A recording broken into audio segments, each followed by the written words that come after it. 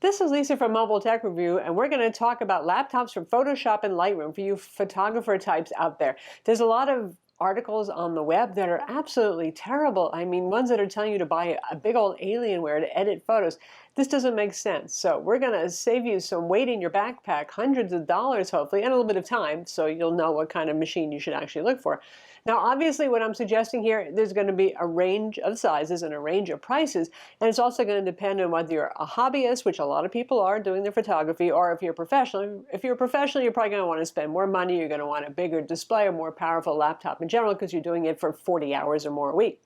Anyway, first off, your average 13.3-inch Ultrabook, screen size aside as to whether or not that's ideal for photo editing, with a quad-core 15-watt CPU. That's an Intel 8th generation Ultrabook U series CPU, not the gaming laptop mobile workstation ones.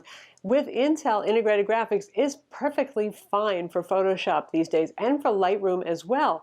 It's really, the performance is quite good there. Now, in terms of core count, 4 is a lot of cores, and it's good enough. And some people in the old days would say, oh, Photoshop only uses 1 core, or maybe 2. Well, it's been years since that's true. And you can watch the activity monitor on your laptop if you have Photoshop and more than 2 cores already. And you can see that Photoshop is going to use more cores.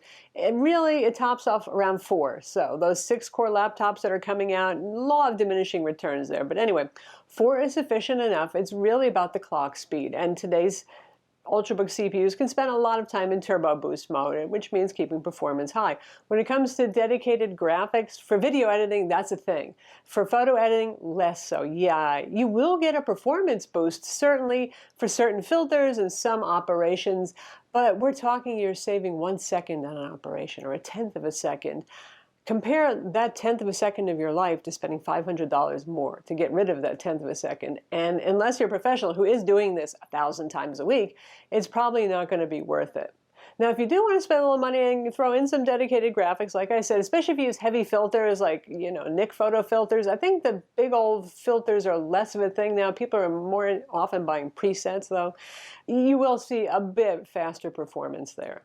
Also, if you do go for dedicated graphics and you're looking for an excuse to buy that GTX 1080 monster gaming rig, well, if you play games or if you're doing video editing or you're doing CAD work, well, more power to you and it makes sense. But with Adobe, still, there's a law of diminishing returns. A GTX 1050 to 1060 is where you do see a performance boost, and then after that, you go to a 1070, a 1080, and it kind of levels off. So you're throwing your money away, unless you want that fancier, higher-end GPU for gaming and 3D work as well. Lightroom is a pig when it comes to performance. Everybody likes to say that. Okay, it's gotten a lot better, really. But it's still, what Lightroom really is a big old database with a nice image editing front end on it. So it's very storage dependent, the speed of your storage. And this one puts you in kind of a bind. Why is that? Because a fast SSD will make Lightroom feel a lot faster. When you're importing, when you're thumbing through your catalogs, the load times, all that sort of thing, even when you're exporting.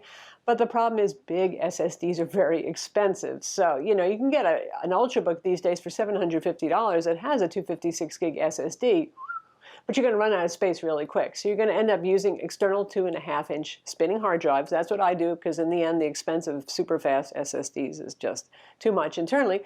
But if you do have the money to spend, you can get big internal SSD storage, and that would be a place maybe to spend your money even more over doing that versus the dedicated graphics, because you'll get more of that in Lightroom in the end, where it really will feel a lot different in terms of performance. Another alternative, though, that is more affordable, external SSDs. These days you can get Samsung T3 and T5 SSDs in fairly high capacities, and they're typically less expensive than getting an internal SSD that's 1 terabyte or 2 terabyte. That can be $500–600 upgrade still. Next, there's that pen and convertible thing. And for video editing, not so much. But for photo editing, it is just awesome sauce. Let me tell you, when you're doing that spot healing tool in Photoshop or in Lightroom, you want to draw your radial filter on there. There's nothing more awesome than being able to do that with a pen. Now, you can use your fingers, certainly, but your finger is often blocking, especially if you're doing a spot healing tool thing. So if you can flip it, you can make it into a tablet, and you can use the pen. It really will make editing a lot more fun. Granted, you could hook up a USB external tablet like a Wacom Intuos, but then that's one more thing you're carrying in your bag. And I'm assuming you bought a laptop instead of a desktop for this project because you wanted to move it around. Plus, it is nicer to edit directly on the image on screen instead of indirectly on a USB tablet that sits on your desk. Now, once again, instead of throwing the money into a faster mobile workstation class machine or a gaming laptop, I would say the display is where you want to spend your money because it really comes down to that in the end. If you're editing photos, you need something that has pretty good color gamut. You need something that has pretty good contrast and has pretty good color accuracy, or get a colorimeter and calibrate it. It has to be good enough accuracy that it can be calibrated, or whatever you're doing to your photo could actually make it worse or not any better. You see it on somebody else's screen and you go, oh my God, what did I do to my photo? So that is important. Happily today, for around $1,000 in your kind of nice premium Ultrabook space, even sometimes $850, $800, you can get a screen that has almost full sRGB, around 99% of sRGB, which is the color gamut, and around 75% of Adobe RGB, which is perfectly fine unless you're working for print and you're a professional, in which case you probably don't even need to watch this video. You already know what you're doing and you're going to get a higher gamut display. So that's more important, again, than adding more horsepower on. What you see is only as good as the product that you're going to output. Now, honest to goodness, when you're editing photos, you want a really big monitor. But, you know, I'm assuming, again, you're buying a laptop instead of a desktop because you need to do some of this on the go, via proofing, via editing to decide whether you want to keep these photos or shoot a new set, that sort of thing. So, yes, you do want a nice desktop monitor, 27-inch, 4K would be awesome. You know, thank goodness those are $400 or less these days. But for on-device, make sure you get something that has good color gamut, good contrast. That's something we always provide in all of our reviews of laptops, all of that information, and that's why it's there. It's for you photo editors and you video editors out there too. Resolution is less important, well, particularly on the 13.3 inch. You're talking about such a small screen that even for photo editing, yeah, you don't have, you know, you might be able to zoom in more, see a little more detail, but still, it's 13.3 inches. A 1080p display, 1920 by 1080, is fine. If you're moving up to a 15.6 inch or bigger display, then I would like 2K or even 4K, because you're really starting to see the benefit there. Our Surface Book 2 with its 3:2 aspect ratio is almost 4K, has a beautiful screen on it too. So worry a little less about the resolution for your small screen, but do go for something higher if you can, if you're going with that 15-inch. Speaking of the Surface products, they have beautiful displays on them. That's a selling point. And the 3:2 aspect ratio is well suited to digital SLR, mirrorless camera shooting, not smartphone. We're talking kind of real camera shooting kind of people here.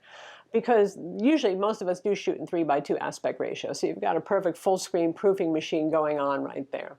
So some of my picks, and this doesn't mean these are the only ones, but this is just an example of some of the nice machines out there, starting at the least expensive and going up in price and also in size that you might want to consider for photo editing. There's a Lenovo Yoga 730, 13-inch, pretty affordable there. It's one of the lowest ends. The Dell XPS 13, you can go with the 1080p model with the Core i5. Granted, it's not a convertible, so you don't get to use a pen on the screen, but it's still a very nice and speedy machine with good performance that would be fine for video editing, and the 1080p display even is quite good quality. Then there's the HP Spectre X360 13-inch, and for what you get there, that's pretty reasonably priced, and you do get the pen, you get the convertible, you get a nice display. Even if you go with the 1080p display on that one, you get one that's perfectly nice for proofing your photos, certainly. If you got a little more money to spend, there's a Lenovo ThinkPad X1 Yoga with that HDR display. We're talking super wide color gamut on that. Also excellent contrast ratio. That one's nice, particularly for those of you who are working for print, where you need the Adobe RGB color gamut, because it supports that. All the others are really sRGB level laptop displays. If you want even more performance or a bigger screen or both together, there's the HP Spectre X360 15-inch with Kaby Lake G and AMD Vega graphics. We reviewed that one just recently. Likewise, the Dell XPS 15 2-in-1, which has the same Kaby Lake G and AMD Vega graphics inside. Both of those offer 4K display options that are just superb, lovely things. So you got the best of all worlds there. You've got more performance in there, you've got the better resolution, and you've got the pen support as well. And again, Microsoft Surface products are good. The Surface Laptop, even, because it supports the pen and it has a high resolution, very good quality 3:2 aspect ratio display, just make sure that you get that upgrade to full Windows 10 on it, because Photoshop and Lightroom are full programs. Then there's the Surface Book 2, whether it's the 13 or the 15-inch, excellent choices. And boy, you get some killer NVIDIA graphics in there. If you want to do some video editing too, that'll be particularly helpful there. Excellent performance on those. Avoid the 13-inch base model of the Surface Book 2, because that's really last year's tech. Dual-core CPUs, not what we're talking about here. And again, we're getting at the expensive end here when we talk about these things. The regular Microsoft Surface Pro 2017, I wouldn't recommend it at this point because, well, number one, personally, I find 12 inches too small for seriously editing photos. And proofing when you're on the road, yeah, and that's about it. But that one's still stuck in dual core land. Wait for Microsoft to update that one.